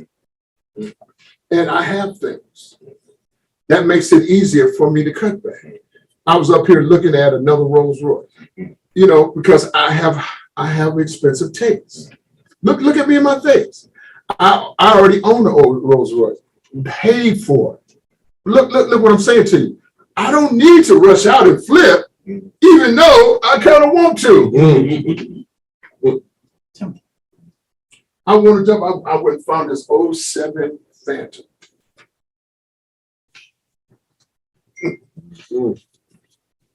That thing was butter. It had my name all over it. And then people saying, "Oh yes." I went to my bank. The bank said, "Oh yeah, man. Okay." So I got the yes. And then I realized, okay, I had to come up with 30 down. I said, wait a minute. I need my 30. Yeah. Someone say 30. 30. Yeah, I need my 30. I'm messing around here with my time now. Okay. I need that 30 and I got a roll. Okay. I'm just telling you this so you can really hear me. It's important. The few things that we get, the things you get, you deserve it. But you have to manage it. Otherwise, you'll be serving things and not serving yourself. Right. And your money, because of the things you love, it will pull your money out of your pocket. And you think you're broke, but you got money. Yeah. You've been getting money the whole time. If you were messing around here, Dex, not right. If I had to mess around and have you add up all the money you made at the church that you work at right now, plus I think you still work at the gas station too, right? Or, yeah. So if you add all of that up, it will make you say, man, where is my money? But I want us to answer the question better. So if you take 10% out of your check every time you get paid and put that in the savings, once you get up to the 5,000, you're going to know you got more money than 65% of all Americans. You have power there. Say power. Power. Yeah, when you start having power, purchasing power or leveraging power. You got your $1,000, that's mad money on the side, just on the side. This is an introduction. I'm just trying to give you an example, right? So,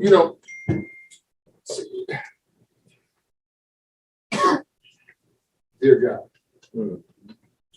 what I should be talking about, but I didn't say a word about, is that the new Omarian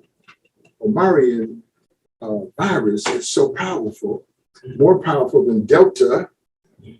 I gotta have everybody in here vaccinated on December the 11th. 1 to 4, we're gonna vaccinate right here. We're gonna partner with the seniors over there, because I want to get them vaccinated, if they're not already. So there'll be boosters, Pfizer and Moderna, depending on what shot you got. If you got the Johnson & Johnson shot, my strong suggestion is take Pfizer or Moderna as the booster. That's my strong suggestion too. That's what they get. I'm just looking around, and they're saying right now Johnson & Johnson had a 2-month life expectancy. 2 months. Right. So anyway, this is what we could be talking about right now, and you're going to get this information on your cell phone. If you signed in and you came in and you put your email address, and Wayne is sending you this information already. December 11th, 1 to 4. It's going to be University of Minnesota bus is going to be here like it was at the park. All this and that. Back to the money for 1 second. Say the money. The money. I like that. Say it again. The money. Say, I want mine. I want my money. Yeah. Yeah, you gotta be thinking like that. Tim, don't be afraid. You gotta be thinking like that. You get it? Because otherwise, right, it'll get past you and somebody else will have your money. So even I'm gonna tell you this, even if you're on, watch this, to some of my sons in here who are on a fixed income right now, you only get so much a month. Right there, you only get so much a month. Force yourself to put 5%, take off your fixed amount. Look at me right here. Take 5% of it and put it somewhere. Don't spend that money until you get to here. Got that $1,000 of mad money, it should always be in your pocket. If you take, like I did, you take them checks and don't cash it, don't spend. Right. If you're on a fixed income, look, don't pay your bills and don't go nowhere for a while. And let the months go by. Just come to group and a few other little things, but let that money build up. Even if that's all you're getting, that's still money. And if you're getting $775 a month, multiply that times 12.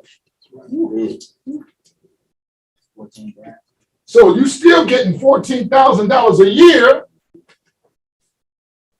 I'm gonna tell you, I've been around the world. You said it's 9,000? 775 times 12. Hey, still, 300. I've been around the world. I have seen poverty in a way you couldn't even understand. This kind of money right here makes you wealthy in some places. That's something. This is something I heard Sylvie say a few weeks back when he was talking about how when he was locked up, right? He had to make it on 50 cents a day. Right. I mean, an hour, right?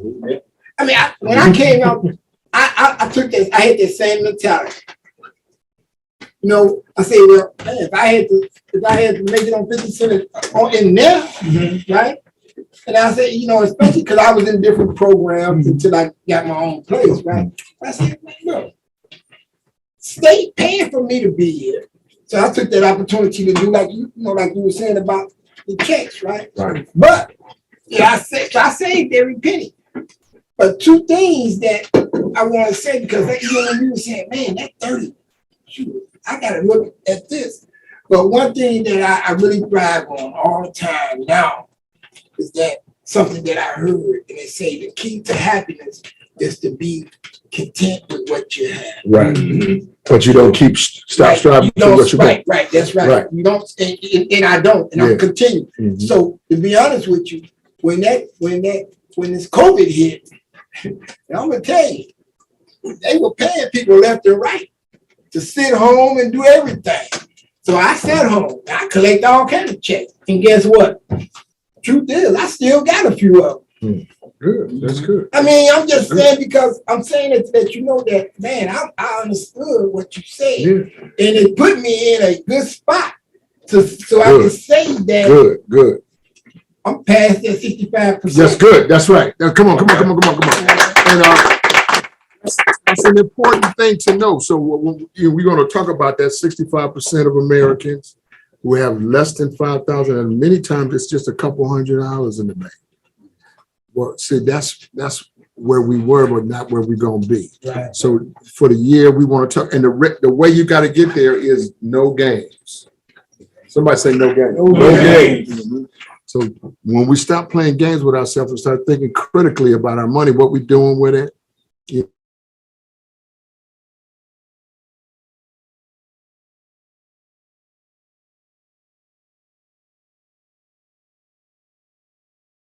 in such a way where nothing is touched, nothing is bothered by that.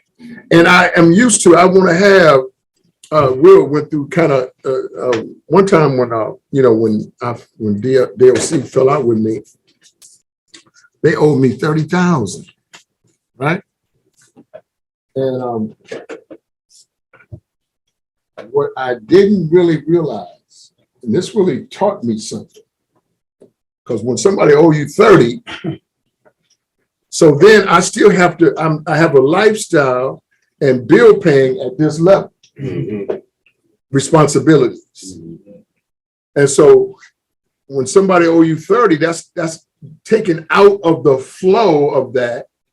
Man, my savings started going boom. You know, now I didn't miss no payments or none of that kind of stuff. My credit is excellent. Somebody say excellent. Excellent.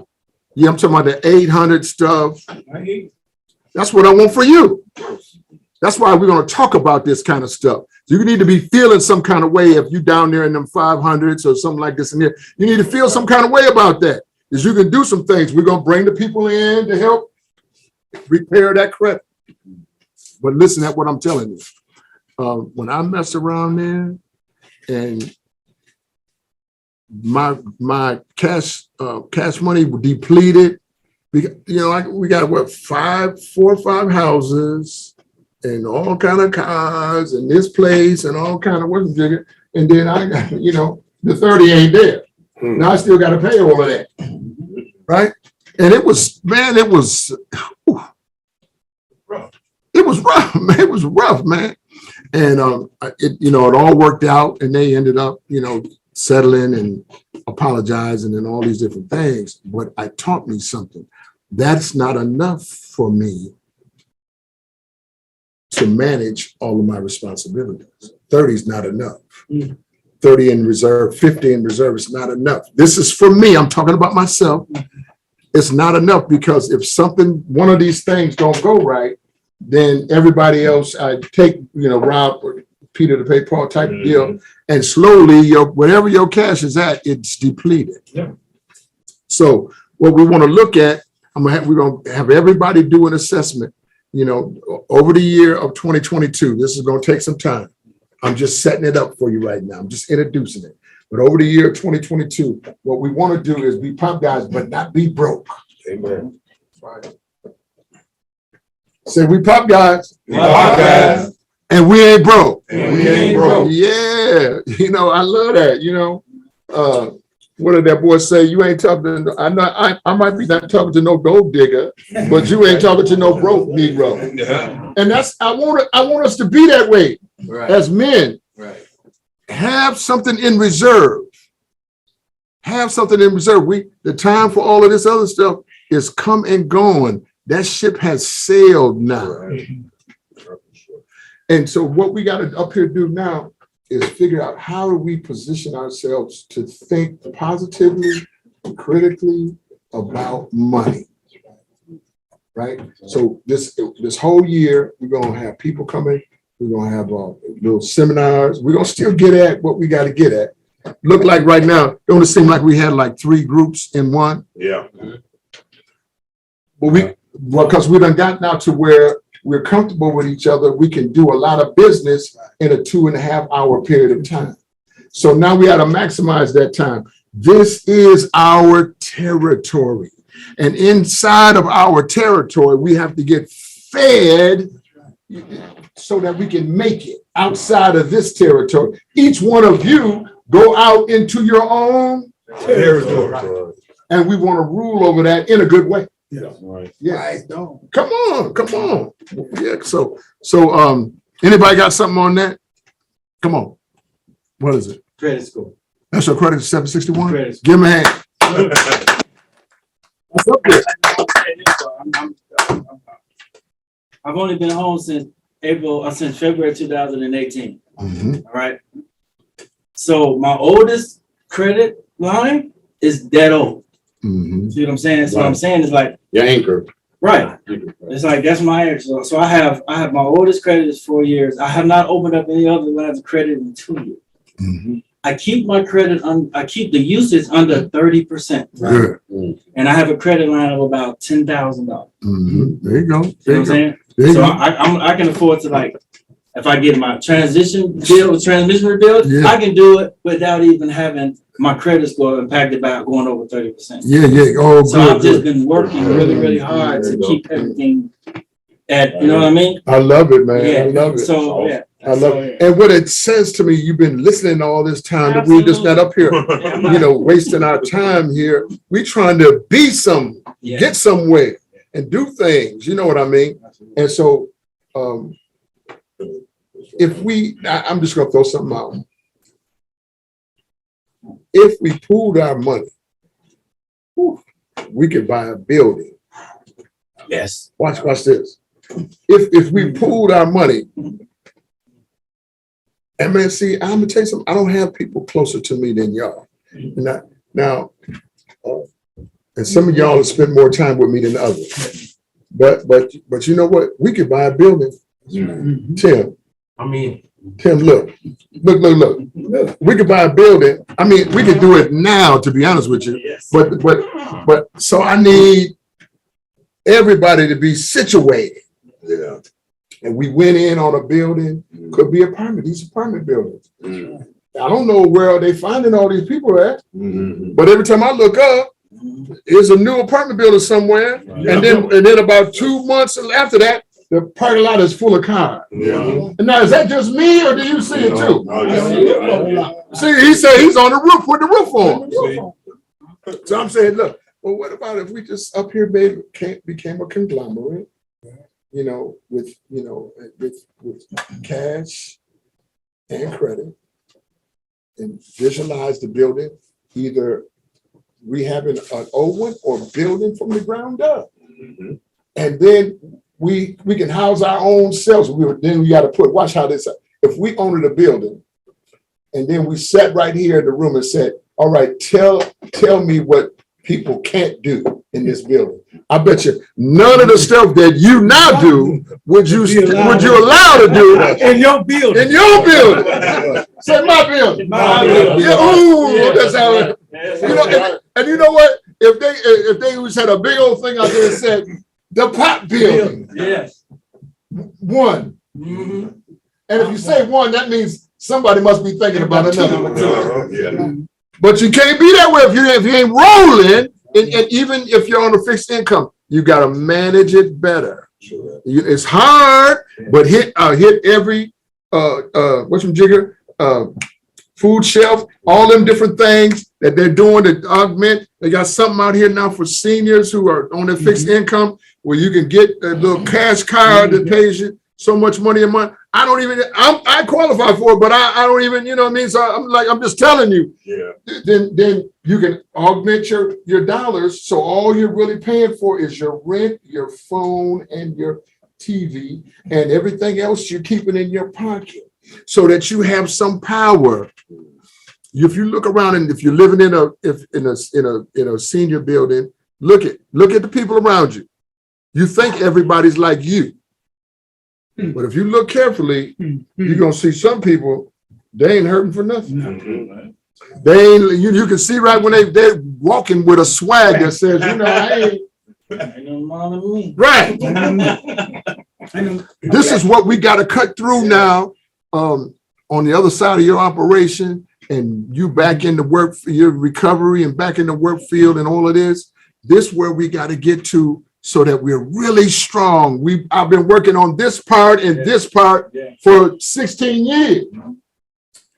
So now look this is my late show. Now look, I'm ready to say, look, now some of us in here, we can up here buy a building. Somebody up here, we can say, look, wait a minute, let's take that. I got 30 right now. You know, here, you know what I'm saying? What that makes somebody's listening. Yeah, I'm listening. I was smart with my money. Yeah, so you see what I mean? And we got to be able to come into to a lender saying, wait a minute, man, we got 100.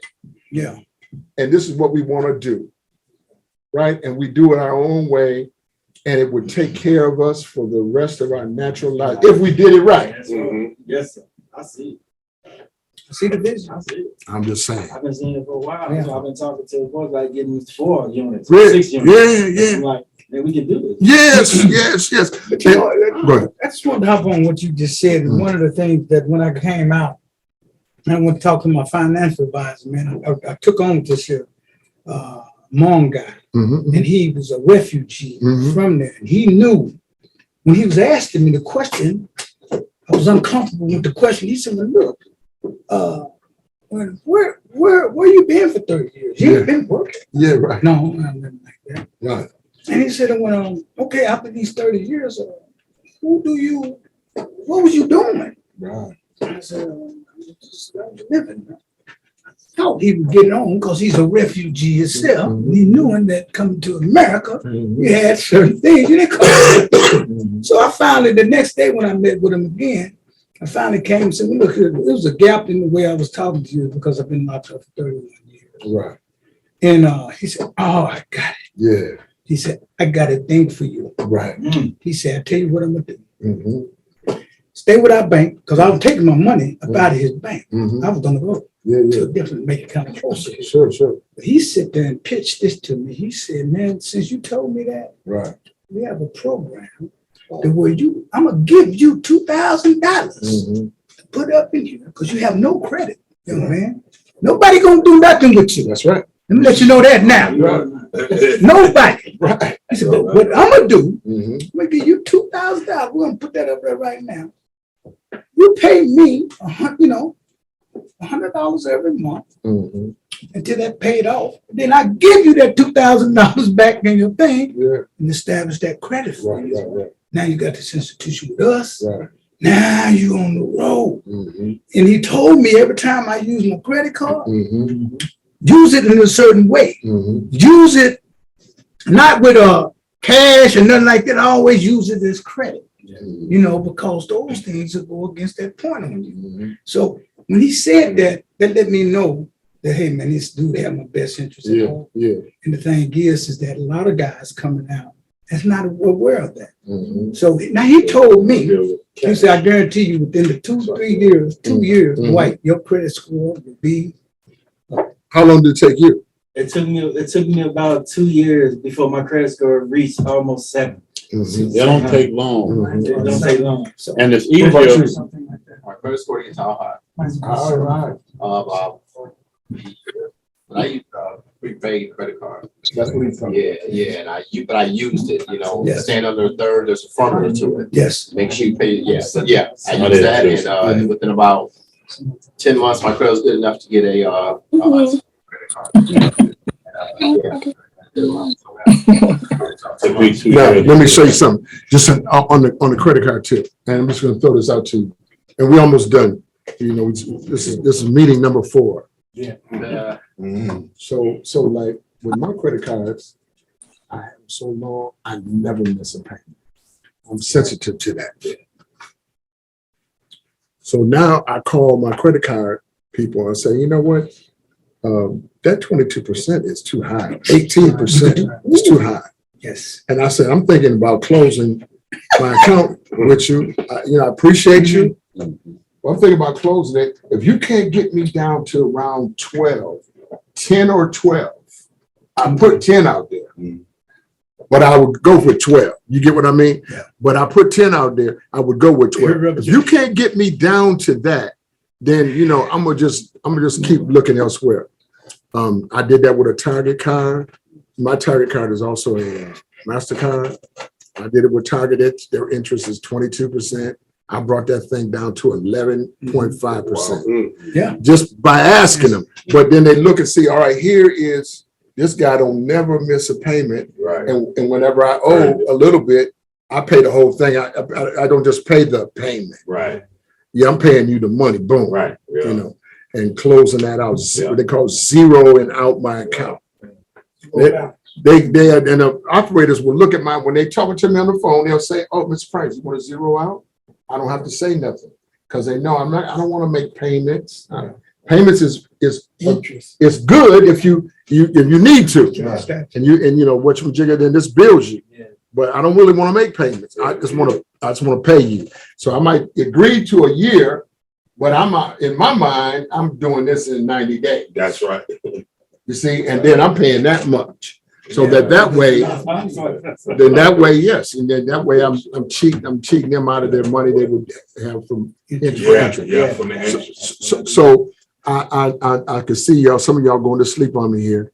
And the reason why is because it's difficult and unusual to come to a pop meeting of ex-offenders and sit down and start talking about money, without talking about taking some from somebody else.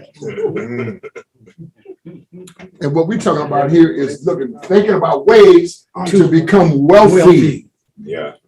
Yeah. Not rich, but wealthy. I've had recently a negative experience with one of my cars. And as I was talking, I was like, as you were saying, I was constantly trying to stay abreast of it and keep it. But they kept going to a different bank. And I'm telling them, hey, you got my account, because I'll let them do auto withdrawal, right? So when I called them, I said, okay, you got the account. But all of a sudden, they started taking money from some bank, community bank, whatever it was. And so they was never getting my payment. Now all of a sudden they said, you ain't paying nothing. I said, man, I'm calling you every month. You say you got it, then all of a sudden, the money didn't clear. That's because you wasn't going to my bank. You was going to some bank elsewhere. And I'm like, how you guys doing this? You have my account numbers. Right. You know, So anyway. did you get to the bottom of it yet? Well, I let it go, but it didn't affect my credit. But they closed the account, and when they closed the account, that in itself affected me. You know, so let's. And I really kind of upset. Yeah, right, and we can feel that. We feel the energy. But now, in any card, the one thing that's good about a credit card is if there's any question, if there's some outstanding question, they'll talk with you about it. But you got to engage them, and it's your job because this is really talking about your money. And they don't want to lose your. They would rather have you as a customer than not to, and so or to ruin your credit. But if you go just feel like, oh, this guy's blowing me off, then they go there and do the other thing. You get what I'm saying? So I don't quite know everything that happened there. Sound like to me there was a third party involved somewhere, but I don't know what it was. Well, believe me, I haven't let it go yet. If there's an outstanding balance, is there an outstanding balance? Well, I was yes paying or no? Yeah, it is. It is. Okay. Maybe not, no, it's not now. But Okay. at that point, it was. But that's just it. I was trying to pay that. So any outstanding balance that you have, I'm just saying, on a credit card, where it's best to up there try to sit down and have a conversation with your lender, whoever that vendor, Credit One, Capital One, whichever, American Express, Visa, whoever you got, it's best to have a conversation with the people than it is to, just get too busy because it's your money, and they want theirs, and we got to want ours the same kind of way. I let us go on too long. I'm sorry, but I want to mention on last week, John Vane's mother's homegoing was, and I think Richard, you made it, and it was on Thanksgiving Day. So it was just very challenging. I could only stay for a little while, but I went over there. And let me tell you what happened. Tank Tao, for you Faribault guys, Tank Tao was there, Noah Vang from, that's a Lino guy. I went in there and I greeted John and everything like this here.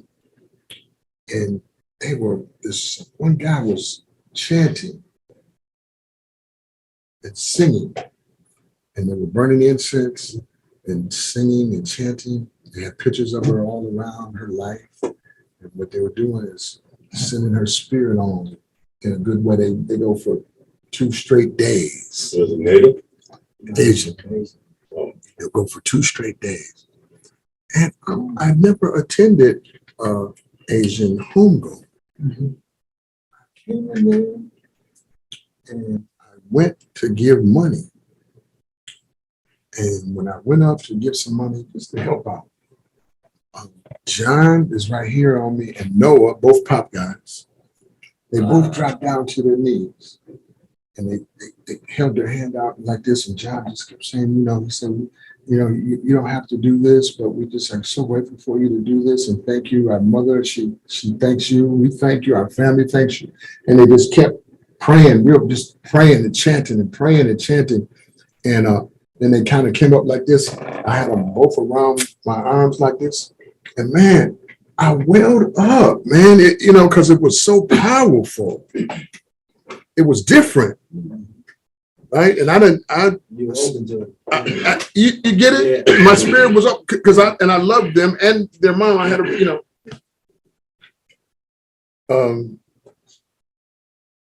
so John is really struggling. He loved his mom. And John and his brother committed a homicide. And for them, shame. Yeah. And so John's mom lived in this shadow of this incident in a way that's shame. And they take shame differently than we do. Yeah. Yeah. But John, pop guy, even Noah, when they came home from prison, they turned that thing around. They straightened their mama's heart up. Mm-hmm.